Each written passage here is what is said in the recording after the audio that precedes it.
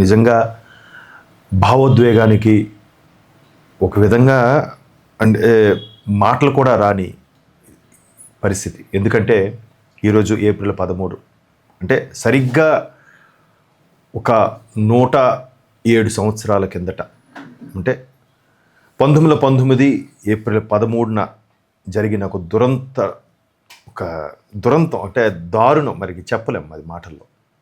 So అది చెప్పగానే అందరికీ తెలిసిందే.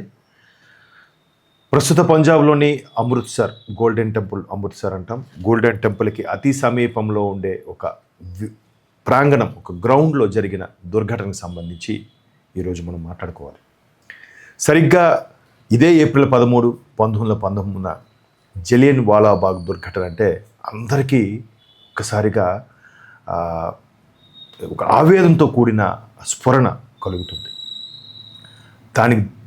ఆ ఉదంతానికి మెయిన్ ఆద్యుడు జనరల్ డయర్ అనే ఒక దరిద్రుడు, నీచుడు, నికృష్టుడు, ఎన్ని పదాలు ఎన్ని బిరుదులు ఇచ్చినా వాడికి, ఇటువంటి చెత్త పేర్లు ఎన్ని పెట్టినా కూడా వాడికి తక్కువే. ఎందుకంటే ఆ జాతి అటువంటి జాతి. ఈరోజు ఆ జాతికి పరిపాలించుకోవడానికి ఆ జాతి కుక్క కూడా ఒక్కటి కూడా లేదు, అదే బ్రిటిష్ జాతి. ఎందుకంటే అక్కడ మన భారతీయులే పరిపాలించాలని పరిస్థితి వచ్చింది. ప్రపంచ దేశాలన్నింటిలో నుంచి కూడా, అన్నిటి నుంచి కూడా నగదుని, సంపదని దోచుకెళ్ళిన దేశం ఈరోజు అగ్రరాజ్యంగా ఉందా? లేదు. అక్కడ మైనారిటీలు కూడా ఎక్కువైపోతున్నారు. బహిరంగంగా విచ్చలవిడిగా డ్రగ్స్ అన్నీ జరుగుతున్నాయి. నిరసనలు తెలియజేస్తున్నారు, ఎక్కడికెక్కడ ఆక్యుపై చేస్తున్నారు. ఏం బతుకులు! రవి అస్తమించని సామ్రాజ్యం అంట మనవాళ్ళు. ఎందుక అంత పెద్ద కవితలు, అంత పెద్ద పేర్లు వాళ్ళకి, అటువంటి దుర్మార్గులకి? నిజంగా ఈ విషయంలో అమెరికా వాడు మెచ్చుకోవాలి. వాడు బ్రిటిష్ వాడికి చేసిన ప్రతిపాదనని వ్యతిరేకంగానే చూశాడు, ఇప్పుడు వ్యతిరేకించి అమలు చేస్తున్నాడు. మనం ఇంకా వాళ్ళు విడిచిపెట్టిన అడ్మినిస్ట్రేషన్లోనే బతికేస్తున్నాం. మనకుండే చట్టాలు, అడ్మినిస్ట్రేషన్ అన్నీ కూడా ఇంచుమించు ఇప్పటికీ సగం పైగా అక్కడి నుంచి అన్వయించుకున్నవే. అయితే ఇక్కడ జలియన్ వాలాబాగ్ ఉదంతం చూస్తే, ఏదైతే కొంతమంది నాయకుల్ని, అలాగే రౌలత్ చట్టం అనేది తీసుకొచ్చారు ఆ దుర్మార్గులు. ప్రతిదీ కూడా అంతే కదా.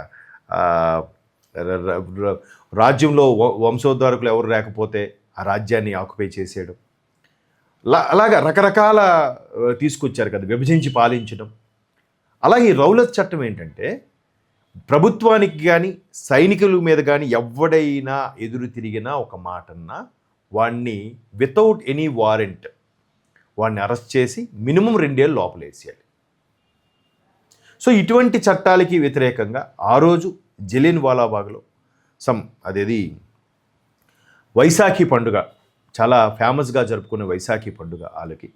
ఆ వైశాఖి పండుగ మనకి ఏదైతే తెలుగు నెలల్లో కూడా చైత్రం, ఉగాది నుంచి ప్రారంభమవుతుంది, తర్వాత వైశాఖ మాసం వస్తుంది.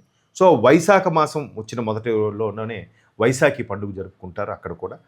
ఆ పండుగ సందర్భంగా ప్రశాంతంగా, శాంతియుతంగా నిరసన తెలియజేస్తూ మనం ఎలా ఉద్యమాన్ని ముందుకు తీసుకెళ్ళాలి. సుమారుగా ఒక 3000 మందికి పైచిలకు అక్కడ అసెంబ్లీ అయ్యారంట.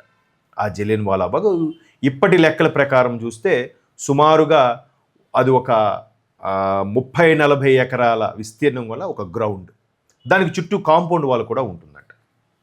అయితే అందులో శాంతియుతంగా చర్చలు జరుపుకుంటే ఎవడో దుర్మార్గుడు ఇన్ఫర్మేషన్ ఇచ్చాడు, భారతీయులు ఇక్కడ మీటింగ్ పెట్టుకుంటున్నారు అని. ఎందుకు ఆ మీటింగ్ వాళ్ళు కూడా అంత సీరియస్గా తీసుకున్నారు? అప్పటికే మొదటి నుంచి ప్రపంచ యుద్ధం ప్రారంభమైన నేపథ్యంలో ఎవరైతే రష్యాకి కానీ జర్మనీకి కానీ వీళ్ళు ఒప్పందిస్తున్నారా, ఇక్కడ వాళ్ళు ఎవరైనా వాళ్ళకి పనిచేస్తున్నారని. కానీ అప్పటికీ మన వాళ్ళు భారతీయులకి ప్రపంచ యుద్ధంలో పాల్గొనాలంటే భారతీయులు సరే అన్నారు. ఎందుకంటే మేము మీతో పాటు యుద్ధం సహకరిస్తే రేపు పొద్దున మాకు స్వాతంత్రం ఇచ్చేస్తారేమో అనే ఆశతో. అదీ కాకుండా భారతీయులు ఒక తోట విలువ కూడా సరిపోరు అని అంత హీనంగా చూసే ఆ బ్రిటిష్ కుక్కలకి మనము కూడా గన్ను పట్టుకొని వాడిని ఎదిరించే పరిస్థితి రావాలని చాలామంది ముందుకు తీసుకెళ్లారు. సరే మనకు కూడా గన్ పట్టుకోవడం వస్తే రేపొద్దున అదే గన్ను బ్రిటిష్ వాళ్ళ మీద కూడా చూపించవచ్చు అని. అటువంటి నేపథ్యంలో బ్రిటిష్ వాళ్ళకి మనం సహకరించిన సుమారుగా 13 లక్షల మంది సైనికులు పాల్గొన్నారట మొదటి ప్రపంచ యుద్ధంలో భారతదేశం తరపున, ఈ దుర్మార్గుల తరపున. సరే అయినా వాళ్ళకి విశ్వాసం లేదు. అయినా ఇంకా రష్యాకి ఎవడైనా ఉప్పందిస్తున్నాడేమో, వాళ్ళకి ఇంపార్టెన్స్ ఇస్తున్నారనే ఉద్దేశంలో వీళ్ళు ఎంక్వైరీ పెడుతూ, ఈ రౌలత్ చట్టాన్ని పెడుతూ, ఎక్కడికక్కడ వాడిని మూసేసి కొల్లబొడి చేసి వాడిని రెండేళ్ల పాటు జైల్లో మగ్గబెట్టేలా పేసి అన్నీ చేస్తున్నారు. దానంతటికీ నిరసనగా శాంతియుతంగా చేసుకుంటుంటే మహిళలు ఈ వైశాఖి పండగ సందర్భంగా ఎక్కువ మంది వచ్చారట. ఒక్కసారిగా గేట్లు మూసేసి, అది సుమారుగా 10 అడుగులు ఎత్తు ఉండే కాంపౌండ్ వాళ్ళు చుట్టూ ఒకటే గేట్ ఉంటే దాన్ని నిర్బంధించేసి ఏమీ చెప్పలేదంట. లోపలికి వచ్చి ఒకేసారి వాళ్ళ దుర్మార్గులతో ఒక్కసారిగా గుళ్ళ వర్షం కురిపించాడంట. ఒక లెక్కల ప్రకారం ఒకేసారి 1650 రౌండ్లు కాల్చారట. చూడండి ఎంత దుర్మార్గం. అయితే ప్రాణాలు అరచేతి పెట్టుకొని ఇటు అటు గోడెక్కే ప్రయత్నము. అందులో ఒక బావి ఉంది. ఆ వైశాఖ పండుగ నాడు వాళ్ళు పువ్వులతో అన్ని పూజ చేసిన తర్వాత ఆ పువ్వుల్ని భగవంతుడికి సంబంధించిన వాటిని కూడా ఆ బావిలో వేస్తారు వాళ్ళు. అంటే వాటిని మనం తొక్కకూడదనే ఉద్దేశం. ఆ బావిలో కూడా మరి కొంతమంది దూకి ప్రాణాలు కాపాడుకునే ప్రయత్నం చేశారు. బట్ బావిలోకి వెళ్ళిన వాళ్ళు అందులోనే మగ్గిపోయి చనిపోయారు. చిన్నపిల్లలు ఆడవాళ్ళని చూడకుండా 2000 మంది పైచిలుకు చనిపోయారండి. కానీ ఈ దళితులు ఇచ్చే నివేదిక ఏంటంటే 379 మంది చనిపోయారు, 1000 మందికి పైగా గాయపడ్డారు అని చెప్పారే. కాదు, 2000 పైచిలుకే చనిపోయారు.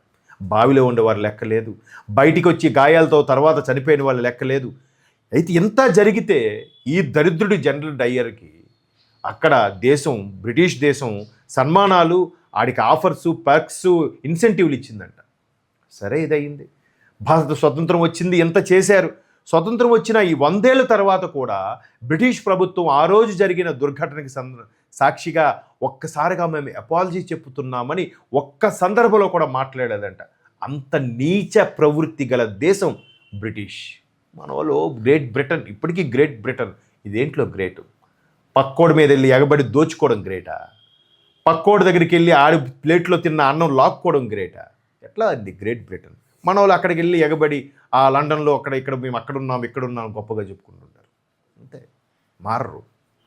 సో మనల్ని ఇప్పటికీ మన దేశ చరిత్రకు సంబంధించి కానీ మన దగ్గర ఉండే పరిస్థితులు కానీ ఒక రాంగ్ సర్వే ఇచ్చేస్తారు. మొన్న ఒక లేడీ జర్నలిస్ట్ పెట్టారు, ఆవిడ ప్రజాస్వామ్యంలో మనదట 64వ ప్లేస్ అంట. ఇటు పాకిస్తాన్ది 32వ ప్లేసు, మనది 64వ ప్లేసా? అంటే భారతీయులు అంటే ఒక చిన్న చూపు. వాడికి ఇప్పటికీ భారతదేశం అంటే రోడ్ల మీదకి పశువులు వస్తాయి, పొలాల్లోకి పాములు వస్తాయి, ఇంకా వాళ్ళు హీనబతుకు అనే సెన్స్లో ఉండే దుర్మార్గులు వాళ్ళు. వాళ్ళ సర్వే మనం తీసుకోవడం ఏంటి? అదొక సర్వేనా? సో ఎంత ఉదంతం జరిగినా, ఎంత దారుణం జరిగినా వాడిని ఇప్పటికీ మనం మర్చిపోలేదు. కోర్స్ అటువంటి దుర్మార్గుడిని చంపడానికి సర్దార్ ఉద్ధమ్ సింగ్ 20 ఏళ్ళ తర్వాత వాడిని కనిపెట్టి పగబెట్టి మరీ వెళ్ళి చంపాడు. ఏ తండ్రిని అయితే కోల్పోయాడో జలియన్ వాలాబాగ్లో, ఆ తండ్రికి ఆ మరణానికి సుమారుగా 2000 మంది ఓచకోతకి సాక్షిగా సర్దార్ ఉద్ధమ్ సింగ్ వాడిని చంపాడు. చంపిన తర్వాత నేను ధైర్యంగా లొంగిపోయి నాకు మీరేం చేస్తారో చేసుకోండి అని చెప్పాడు. అటువంటి వీరులు గారి చరిత్ర ఎంతమంది తెలుసు? సర్దార్ ఉద్ధమ్ సింగ్ అంటే జనరల్ డయ్యరు, గాడిది గుడ్డు, డాడ్, డల్హౌసీ, వీళ్ళ పేర్లే తెలుసు. సో ఒక్కసారి ఈ ఏప్రిల్ 13, 1919 సరిగ్గా ఇవాటికి 107 ఇయర్స్ అయిపోయింది. ఇంకా అందుకే బ్రిటిష్ వాళ్ళు అంత హీనమైన బతుకుతున్నారు ఇప్పటికీ. పేరు గొప్ప ఊరి దెబ్బ అన్నట్టుగా ఏమీ లేదు. సో ఒక్కసారి అటువంటి ఎంతోమంది త్యాగదనుల భిక్షే ఈరోజు మనం స్వేచ్ఛావాయులు పీల్చుకుంటున్నాం.